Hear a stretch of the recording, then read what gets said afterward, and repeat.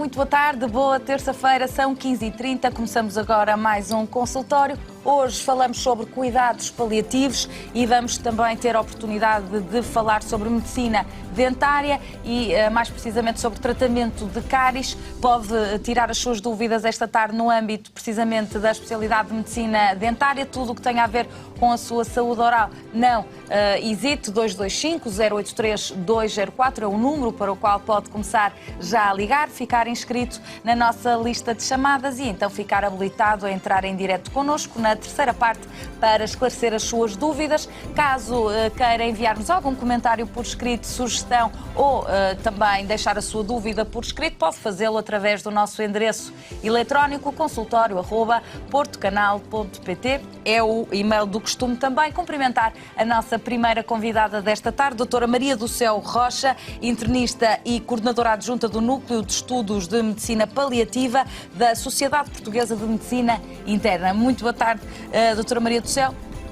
A medicina interna é uma especialidade fascinante e que abarca uma série de áreas e muito conhecimento ao nível da medicina. Hoje vamos aqui concentrar-nos na questão dos cuidados paliativos. Normalmente, e ainda ontem falávamos aqui ao nível da oncologia com a doutora Sónia Rego, cuidados paliativos, a palavra paliativo está sempre com alguma conotação negativa e eu queria um bocadinho desmistificar isso. Ora, muito boa tarde.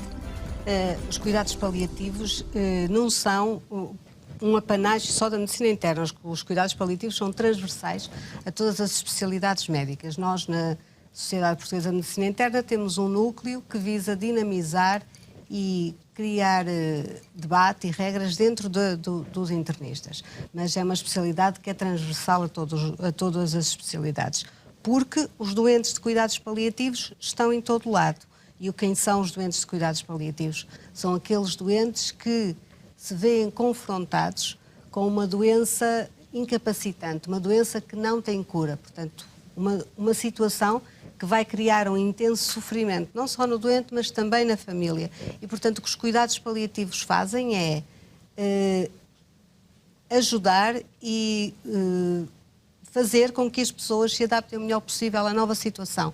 Os doentes e também o seu envolvimento familiar. E aqui família não é sentido de consanguinidade, é sentido de alguém que está ao lado e que está a viver com essa pessoa. Portanto, é isso que nós fazemos. Estão realmente muitas vezes conotados com um facto negativo, porque estas situações, por muito que nós façamos e nós tentamos e fazemos com que a qualidade da vida das pessoas seja boa, são sempre situações muito que causam intenso sofrimento aos doentes e às famílias, sim. Mas em muitas situações não quer dizer, não é igual a querer dizer fim do caminho, fim da linha, não é? Não, nada disso. Nesse sentido, é que não vale a pena estar a dar ainda mais carga a uma situação, não? Não. Posso-lhe dar uma situação que não tem essa carga de fim de vida. Por exemplo, uma demência.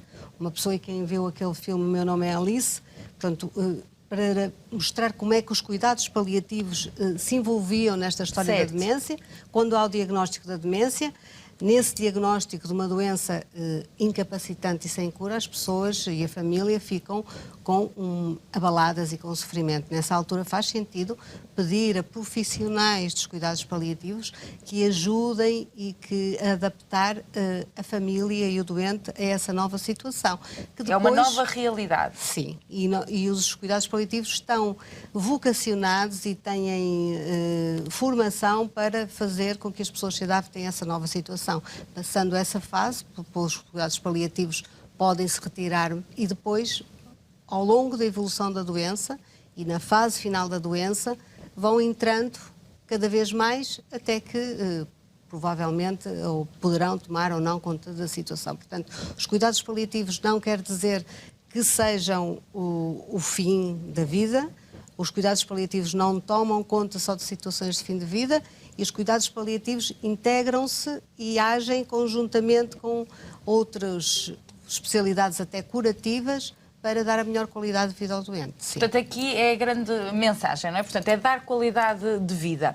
Muitas vezes também pensamos que os cuidados paliativos são unicamente direcionados para ali as situações que envolvem dor, não é? Portanto, tirar a dor ou, de alguma forma, minimizar dores relacionadas com variadas patologias, mas não é só isso. Não. Temos este caso de mês, temos as insuficiências cardíacas, as pessoas com insuficiência cardíaca avançada têm uma pior qualidade de vida do que a maior parte das pessoas com neoplasias, com cancros, e os cuidados paliativos, os cuidados paliativos têm 4 grandes pilares. Um deles realmente é o controle de sintomas, em que está a dor, mas tem outros.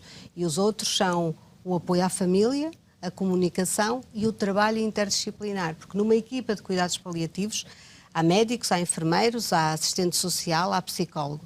Portanto, cada um todos têm de ter formação básica em todas estas áreas, mas cada um estará mais vocacionada para uma que o outro. E, portanto, é muito importante realmente o trabalho interdisciplinar para partilhar e para conseguirem obter o melhor resultado naquela situação. É também bom que uma equipa relacionada com cuidados paliativos tenha na sua gênese uma boa comunicação. Sim, e todos os profissionais de cuidados paliativos têm formação em comunicação. Comunicação, que é muito importante. Portanto, existe essa formação, sim, não é? Sim. As pessoas com formação avançada em cuidados paliativos têm formação em comunicação, sim. Não só a comunicação com o doente, mas também entre vós especialistas, é isso? Não. A comunicação que nós temos é mais com o doente e com a família. Entre nós, não. Não há essa formação, mas é bom falarem uns com os outros, não é? É fundamental. A comunicação, o trabalho interdisciplinar pressupõe que haja uma boa comunicação e as pessoas, as equipas de cuidados paliativos trabalham todas em trabalho interdisciplinar, portanto terão essa maior apetência para realmente ouvir e falar com os outros. Pessoas que trabalham isoladamente provavelmente não se adaptariam numa equipa de cuidados paliativos, sim.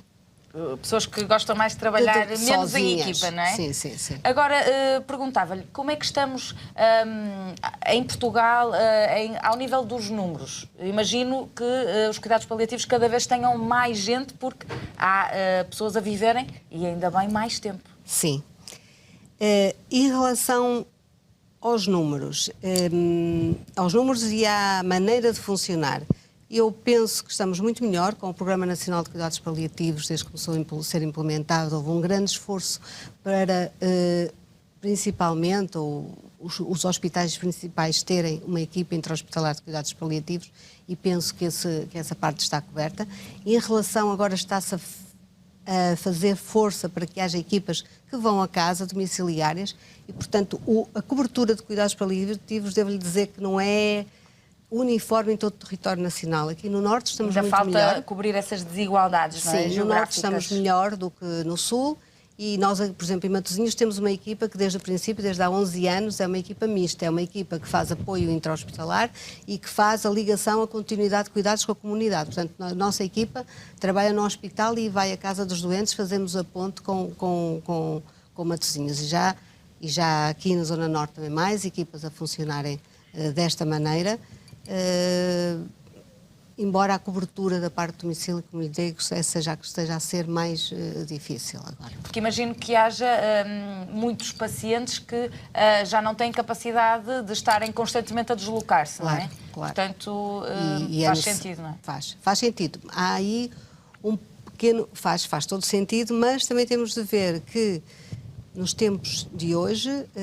E nós, em Matosinhos, por acaso, temos conseguido que tenhamos cuidadores. O que é isto? Uma pessoa para estar em casa tem de ter alguém com ela 24 horas. As pessoas trabalham, não há possibilidade de deixarem de trabalhar para ficarem com o familiar ou com o companheiro ou com a pessoa com quem vão cuidar e às vezes essa falta de cuidador pode impossibilitar que as pessoas vão para casa.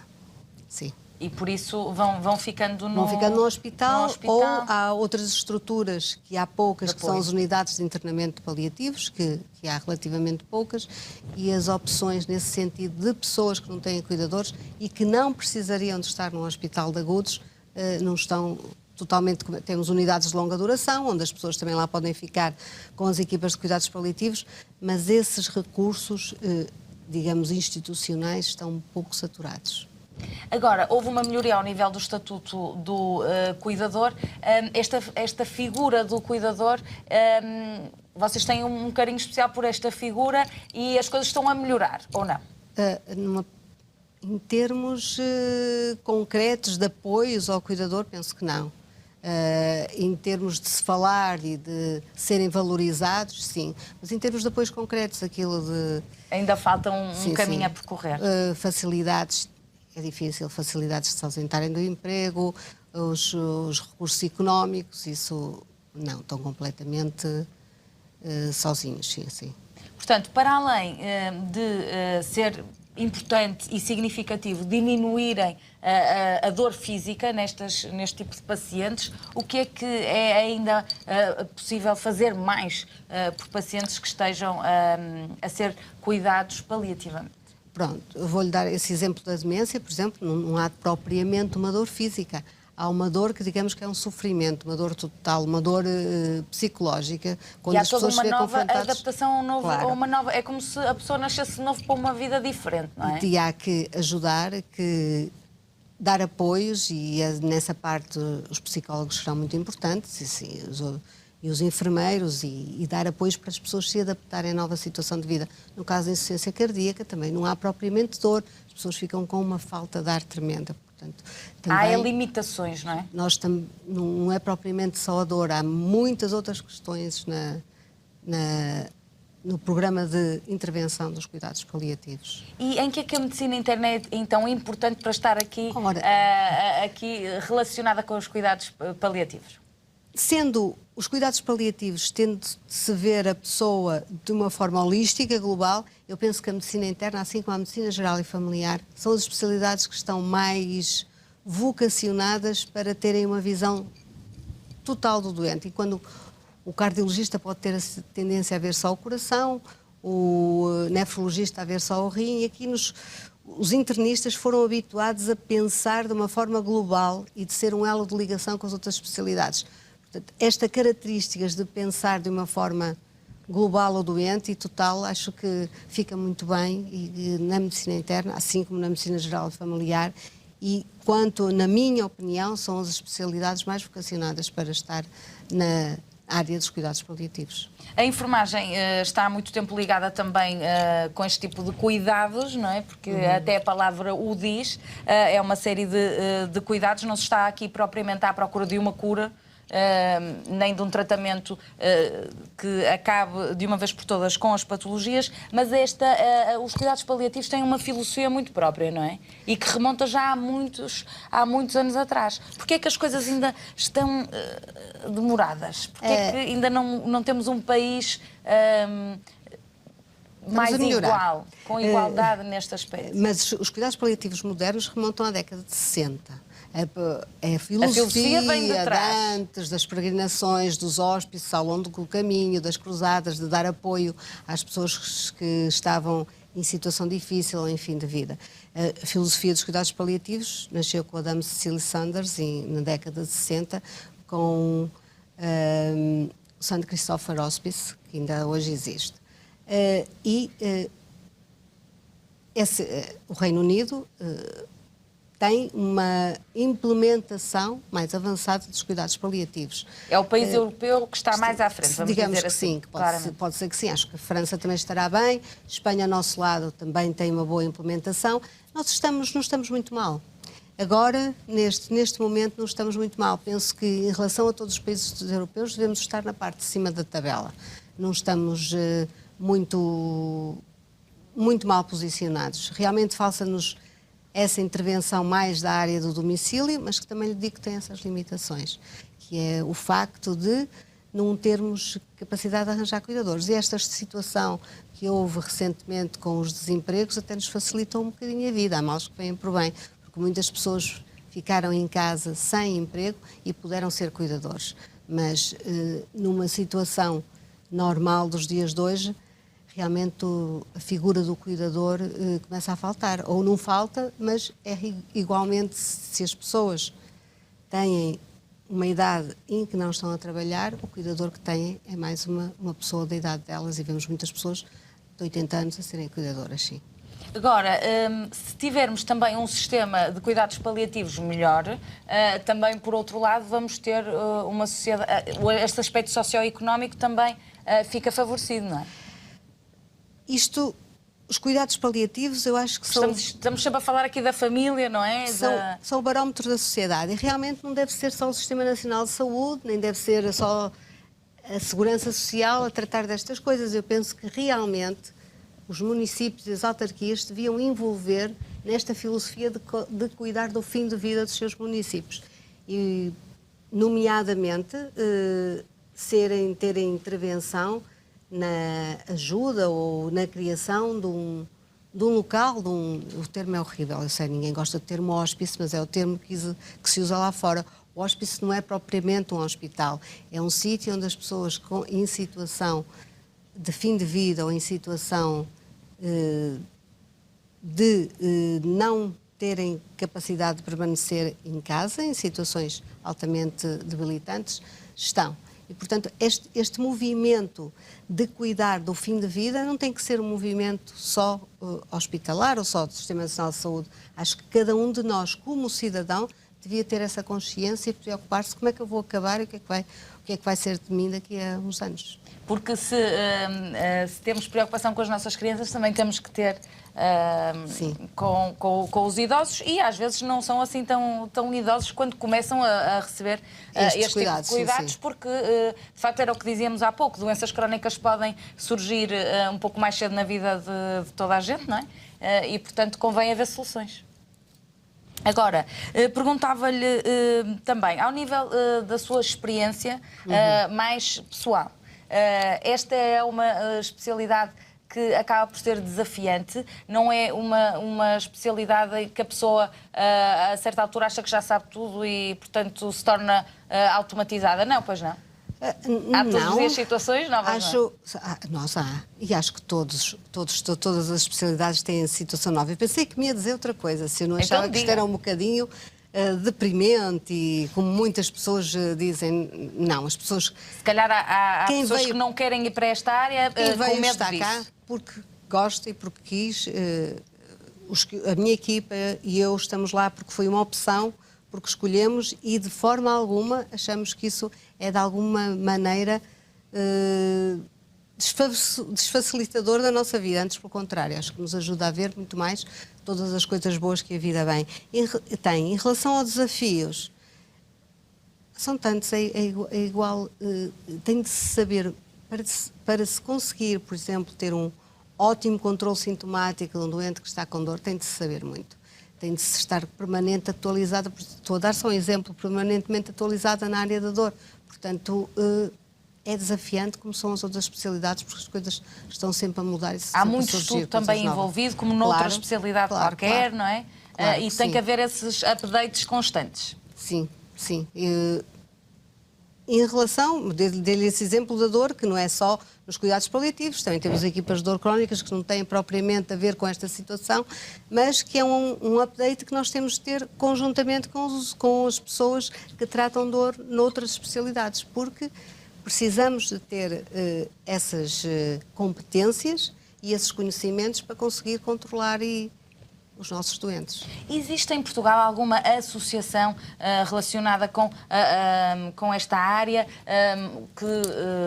em que promova, por exemplo, encontros com especialistas da área, com os familiares também, que parece-me importante? Existe em Portugal existe já a Associação este tipo Portuguesa de Cuidados Paliativos, sim. Isso é muito importante, anos, não é? Não estou em erro, há 30, existe a Associação 20. A Associação Portuguesa de Cuidados Paliativos. Portanto, quem estiver em casa também pode recolher informações. Pode ir ao site da Associação Portuguesa de Cuidados Paliativos, pode-se fazer sócio e realmente sim a Associação promove encontros científicos e divulga os cuidados paliativos. Sim. Por outro lado, existe algum caráter negativo ao nível das especialidades médicas? Ou seja, se estivesse a falar com um jovem estudante de medicina, o que é que lhe diria para o cativar para esta área? Diria-lhe aquilo... tudo o que lhe disse. Eles estão cativados porque agora já faz parte do programa obrigatório do mestrado integrado de Medicina, em algumas faculdades, uma disciplina de cuidados paliativos. E sim, contrariamente ao que muita gente pensa, são muito vocacionados. E há uma procura grande por parte dos jovens especialistas desta área da medicina interna. Portanto, estamos bem, estamos no bom caminho. É preciso só dar mais uns passinhos. Não há falta de jovens médicos que queiram trabalhar na área dos cuidados paliativos. E também é preciso energia para esta área. Eles quase todos são mais jovens do que eu, também não sou muito nova, mas sim, são muito jovens os médicos agora que estão na minha equipa, que estão noutras equipas à volta que eu conheço, sim. Muito bem, portanto, ficamos a saber um pouco mais sobre esta área, que cada vez vem a crescer mais e que esperamos que melhore também significativamente no futuro. Agradecer a presença da doutora Maria do Céu Rocha aqui no consultório. Nós seguimos para intervalo, a seguir falamos sobre cáries e medicina dentária. Aproveito para recordar o nosso número de telefone, 225 083 204, para ligar e então ficar inscrito para tirar as suas dúvidas na terceira parte. Até já. Vamos lá.